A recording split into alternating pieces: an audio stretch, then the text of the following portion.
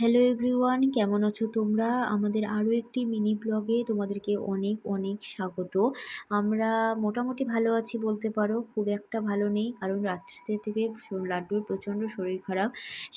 সেই জন্যই তোমাদের দাদাভাই সকালবেলা গেছিলো নাম লিখতে, আর তার মধ্যে আমার ঘরের যা যা কাজকর্ম ছিল সবটা করে নিয়ে এখন আমরা তিনজন মিলে বেরিয়ে পড়েছি লাড্ডুকে নিয়ে ডাক্তারের কাছে যাওয়ার জন্য। আমাদেরকে বলা হয়েছিল 8টার মধ্যে চলে আসতে, কারণ ডাক্তার চলে আসবে, কিন্তু তিনি আসেননি।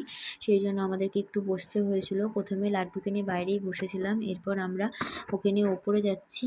সে কিছুতেই থাকবে না, বিরক্ত হয়ে যাচ্ছে। এই যে একবার পাখি দেখছে, একবার মাছ দেখছে, বলতে বলতে ডাক্তারবাবু চলে এসছে। এরপর আমরা একটু মাছ বাজারে এসেছিলাম লাড্ডুর জন্য, শিঙি মাছ নেব ওই জন্যই। আর লাড্ডু কিন্তু প্রথমবার মাছ বাজারে এসছে, এসে পাগল হয়ে গেছে কোনটা ছেড়ে কোনটা নেবে। তারপর আমরা বাড়ি চলে এসে লাড্ডুর যা যা ওষুধ ছিল সেগুলোকে খাইয়ে দিয়ে ওই যে বিছানায় বসেও খেলছে। আর আমি এদিকে ঘরটা পরিষ্কার করে নিয়ে রান্নাটা বসিয়ে দিয়েছি। রান্না বলতে তেমন কিচ্ছু না, লাড্ডুর জন্য এখানে করছিলাম সবজি দিয়ে শিঙি মাছের ঝোল আর গরম গরম ভাত। আর এই বলতে বলতে দেখো আমার হয়েও গেছে 11টা 20 বাজে, তার মধ্যে আমি সমস্ত কাজকর্ম করে নিয়েছি ফটাফট করে। এরপরে লাড্ডুকে খাইয়ে দিয়েছি, কারণ রাত্রে ও সেভাবে ভাত খায়নি, ওই জন্য ভাবলাম স্নান করে একবারে খাইয়ে দিই। খেয়ে দিয়ে এই যে ঘুমিয়েও পড়েছে বেচারা, শরীরটা এত ক্লান্ত ওর, ও খেয়ে দিয়ে আজকে আর বেশিক্ষণ থাকতে পারেনি, 12:30টার আগেই ঘুমিয়ে পড়েছে।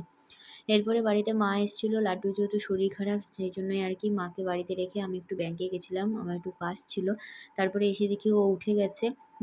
ঘুম থেকে উঠে ও দিদি না দিদিয়াকে দেখে তো প্রায় অবাক, কি করবে বুঝে পাচ্ছে না। তারপরে এই যে একটু বাবার সাথে কথা বলে নিচ্ছে। এরপর দুপুরের খাবারটা নিয়ে বসেছি।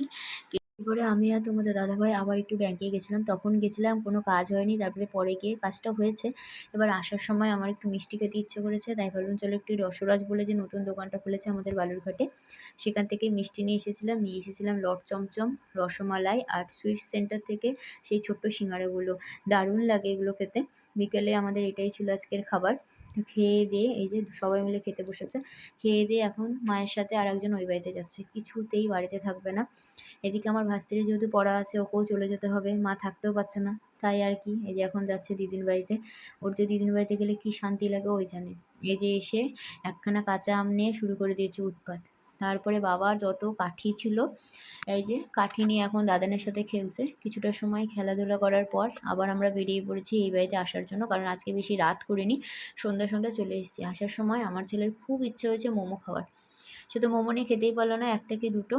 তারপরে বেশ কিছুটা সময় খেলে এদের রাতের খাবার নিয়ে বসেছে। রাতের খাবারে ছিল আজকে ওর ওটস, আর আমি খেয়েছিলাম দুপুরে মায়ের আনা মাগুর মাছের ঝোল দিয়ে ভাত, আর তেমন কিচ্ছু আজকে রান্না করিনি। আর এই যে আর একজন আমার পার থেকে মাছ খাবার জন্য লাফিয়ে লাফিয়ে বিছানা থেকে নামছে, ওর যে মাগুর মাছ খেতে কী ভালো লাগে ওই জানে। তারপরে আজকে 9:30টার মধ্যে ঘুমিয়ে পড়েছে। এই তো আজকে ছিল আমাদের সারাদিনের কাহিনী।